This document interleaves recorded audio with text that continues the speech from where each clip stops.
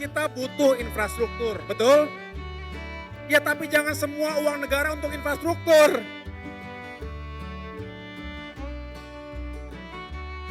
Di zaman kita dulu juga membangun 10 tahun, betul? Itu memang saya mengajak kita semuanya merubah mindset kita.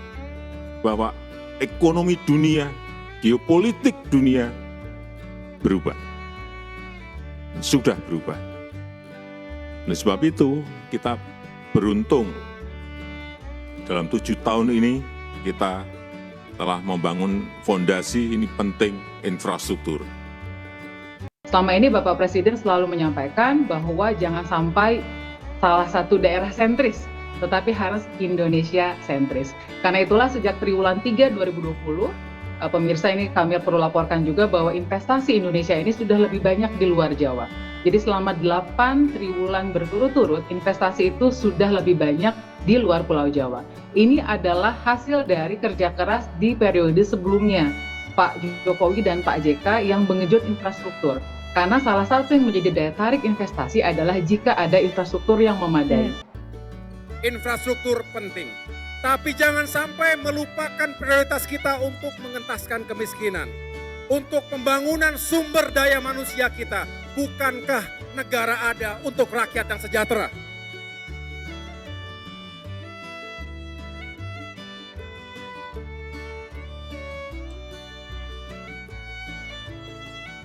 Maka Pak Jokowi punya cara berpikir out of the box menurut saya. Dan ini menurut saya ya pemimpin negara lah ya. Memerintahkan kepada kita jangan membangun Indonesia hanya Jawa sentris. Karena itu beliau membangun infrastruktur dari Aceh sampai Papua. Karena beliau sadar betul di saat itu bahwa investasi itu nggak akan mungkin lahir kalau nggak ada infrastruktur. Maka ketika infrastruktur sudah dibangun, sekarang pemerataan pertumbuhan investasi terjadi. Sejak Indonesia merdeka sampai dengan kuartal ketiga 2020, investasi di luar Pulau Jawa itu lebih sedikit ketimbang di Jawa. Di Jawa itu 58% sampai 60%, di luar Pulau Jawa itu 40%. Nah, sejak kuartal ketiga 2020 sampai dengan 2022, pertumbuhan investasi di luar Pulau Jawa itu sudah lebih tinggi. Terakhir data kita 52%, di luar Pulau Jawa dan di Jawa 48%. Dengan pertumbuhan yang signifikan. Saya sangat senang begitu ya, karena ini sangat mempermudah akses dari warga Kota Manado untuk menuju ke Kauditan atau bahkan ke Bitung, karena di Bitung juga di daerah Kauditan sana ada begitu banyak pariwisata di sana, sehingga sangat mempermudah warga Manado untuk ke daerah Kauditan dan juga ke daerah Bitung. Pak Jokowi, terima kasih sudah sangat memperhatikan masyarakatnya, apalagi di daerah-daerah dengan membangun adanya infrastruktur yang lebih maju lagi, Pak. Terima kasih.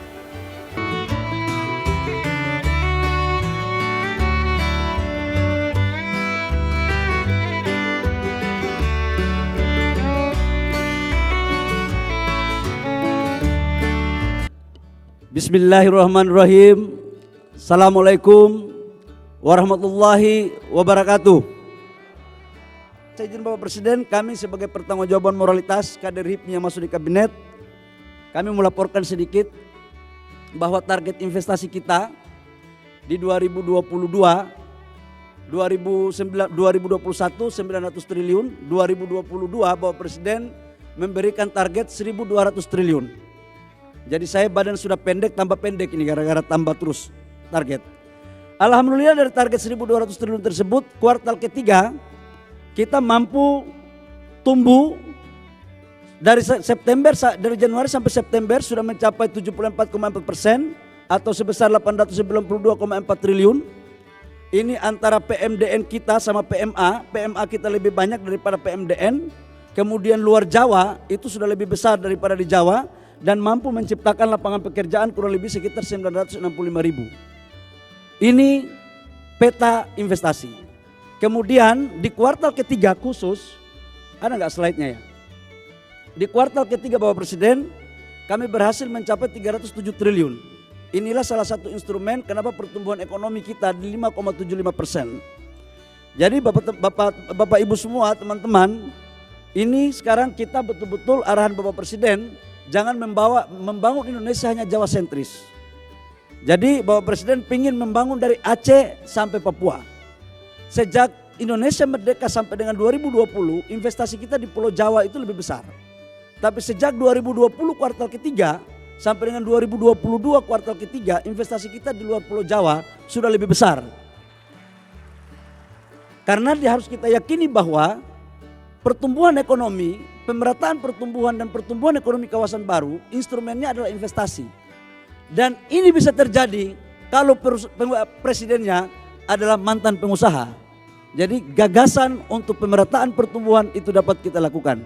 Selama ini Bapak Presiden selalu menyampaikan bahwa jangan sampai salah satu daerah sentris, tetapi harus Indonesia sentris. Karena itulah sejak triwulan 3 2020, pemirsa ini kami perlu laporkan juga bahwa investasi Indonesia ini sudah lebih banyak di luar Jawa. Jadi selama 8 triwulan berturut-turut, investasi itu sudah lebih banyak di luar Pulau Jawa. Ini adalah hasil dari kerja keras di periode sebelumnya, Pak Jokowi dan Pak JK yang mengejut infrastruktur. Karena salah satu yang menjadi daya tarik investasi adalah jika ada infrastruktur yang memadai. Jadi kalau kita bicara soal transformasi ekonomi, salah satu wujudnya adalah hilirisasi. Kalau kita bicara hilirisasi, apa sih yang dilakukan hilirisasi? Yaitu sumber daya alam kita yang sangat banyak. Jadi Bapak Menteri Investasi selalu menyampaikan, sudah saatnya kita berhenti menjual tanah air. Sudah saatnya kita berhenti mengekspor bahan baku atau raw material. Itulah kenapa pemerintah menyetop ekspor nikel misalnya. Nah sekarang udah ada dampaknya, Mbak Manu. Dulu defisit neraca perdagangan kita masih katakanlah berat. Sekarang sudah tersisa sekitar hampir $1 miliar saja. Yang kita yakin bahwa tahun ini dan tahun depan kita bisa surplus dengan Cina. Artinya antara investasi dan perdagangan nggak bisa kita pisahkan. Tapi dari sisi kalau mau ada perdagangan, maka mesti ada investasi. Kalau mau ada penerimaan negara, penciptaan lapangan kerja, maka mesti dimulai dengan investasi. Itu memang saya mengajak kita semuanya merubah mindset kita. Bahwa ekonomi dunia, geopolitik dunia berubah. Sudah berubah. Oleh sebab itu kita beruntung dalam 7 tahun ini kita telah membangun fondasi ini penting infrastruktur. Jalan tol ini telah terbangun sampai saat ini 2040 kilometer. Bandara ada 16 baru, bandara pelabuhan 18 baru seaport kita. Bendungan sampai hari ini 29, tapi sampai akhir tahun nanti tambah lagi 9, berarti 38. Irigasi 1,1 juta hektar yang baru yang bisa teririgasi, sehingga kemarin kita mendapatkan dari International Rice Research Institute yang menyatakan bahwa ketahanan pangan, sistem ketahanan pangan kita baik dan swasembada beras sejak 2019.